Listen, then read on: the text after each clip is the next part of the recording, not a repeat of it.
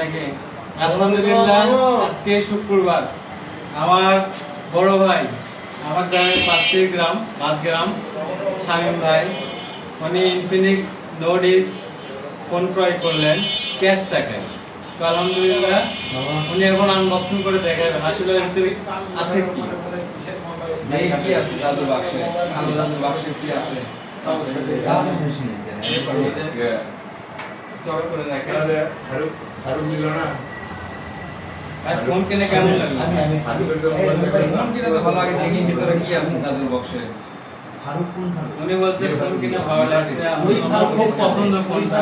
সাথে এই গবেষণার কম্পেয়ার করা যায়। হঠাৎ করে সবারটা ভালো চললো, হঠাৎ করে জাদুর বক্স বাড়াচ্ছে। ভাই নতুন ফোন কিনতে তো একটু ভয় ভয় পাচ্ছি, ওই জন্য আমি বলে দিচ্ছি। গাড়ি যখন নিয়ে যাবেন তারা ভাই বক্সের মধ্যে ফোনই তো নাই। এ ফোন নাই। এই ভাই ভাই, এই নাই মানে আমি বললাম, কিন্তু যদি কোনো কারণে এরকম হয় তাহলে কেমন হবে? আসসালামু আলাইকুম। কাকা এটা এই যে গিফট করে। এই যে শামীম ভাই, এই যে আমার মামা চলে আসছে। মামা এদিকে তাকান একটু। ওরে ভাই, এগুলো তোমার কোনো দরকার নাই। সরে আসেন আপনি। ফোনের দাম কত এটা?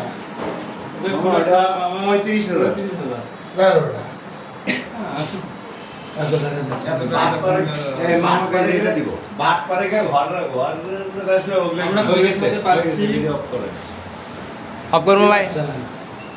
এই যে দেখেন ব্যাক পার্ট। ব্যাক প্যাডটা সেই দিছে ওয়াও, 1-150 টাকা দামের ব্যাক প্যাডে দিছে সাথে বেশি। পাচ্ছেন 45 ওয়াটের চার্জার, এর সাথে আছে কেবল, আর কি কি গল্প দেওয়ার আছে দাও। নাই, সুই সুতা নাই। আছে ওই যে কাভারের সাথে একটা বড় ওয়ারেন্টি কার্ড।